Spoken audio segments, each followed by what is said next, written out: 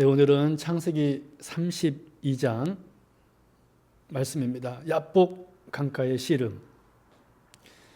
야곱이 하란에서 가란으로 돌아오는 길은 단순한 귀향의 여정이 아니었습니다.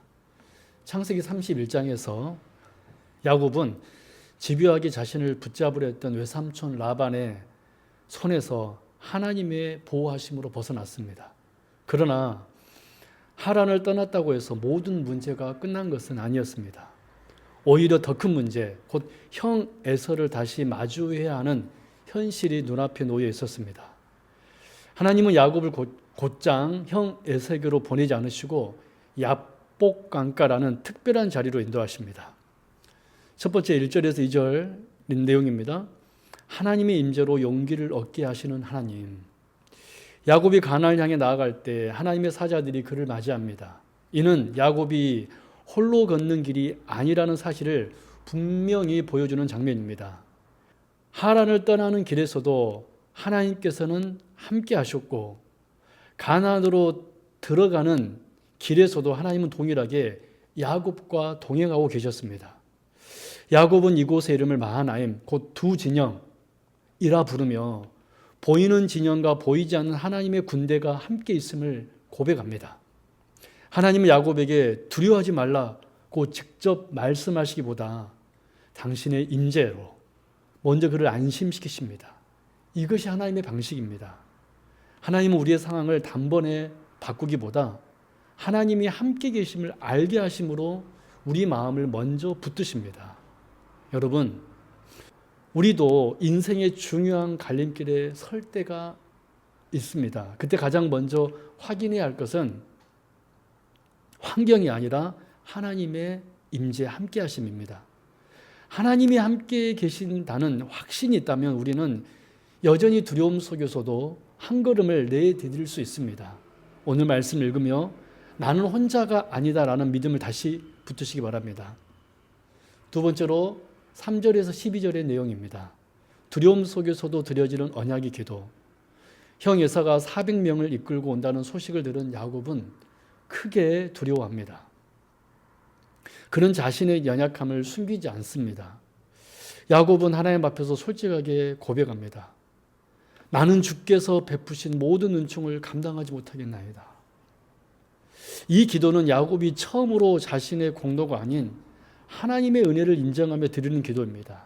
특히 야곱의 기도는 막연한 호소가 아니라 하나님께서 이전에 주셨던 약속을 붙드는 기도였습니다. 주께서 말씀하시기를. 야곱은 두려움 속에서도 하나님의 언약을 근거로 간구합니다.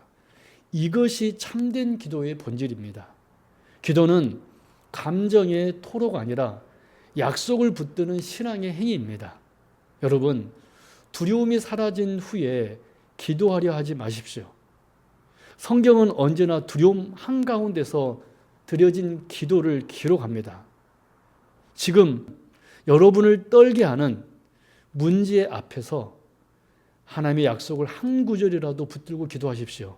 하나님은 완벽한 기도가 아니라 언약에 말씀이 매달리는 기도를 기뻐 받으십니다.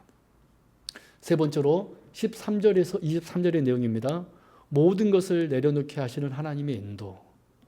야곱은 형 에서를 만나기 위해 선물을 준비하고 가족과 재산을 나누어 앞서 보냅니다.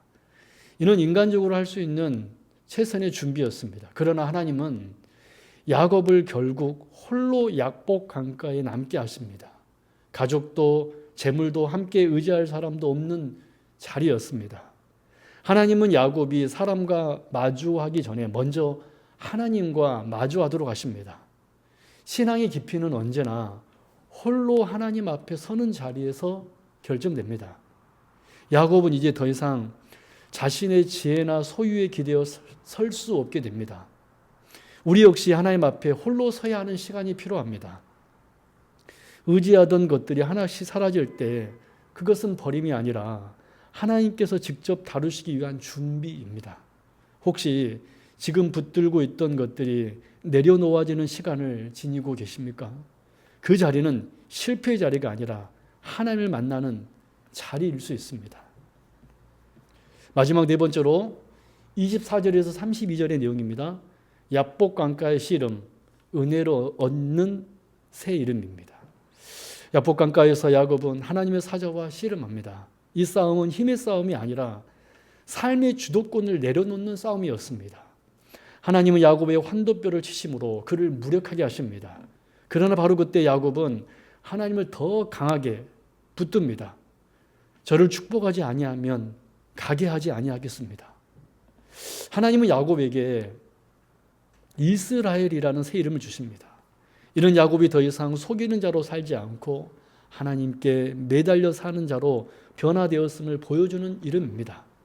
절뚝거리게 되었지만 그는 이전보다 더 분명한 정체성을 가지고 날이 밝아오는 길을 걷게 됩니다. 여러분, 하나님은 우리를 꺾으시기 위해 씨름하시는 것이 아니라 은혜를 주시기 위해 붙잡으십니다. 때로는 상처가 남을 수 있습니다. 야곱처럼 말입니다. 그러나 그 상처가 하나님께 붙들린 흔적이라면 그것은 실패의 증거가 아니라 은혜의 표지입니다. 오늘 우리는 무엇을 붙들고 씨름하고 있습니까? 하나님을 놓지 않는 믿음을 선택하시기 바랍니다. 정리합니다. 창세기 32장은 야곱의 용기를 말하기 전에 하나님의 신실하심을 증언하는 말씀입니다.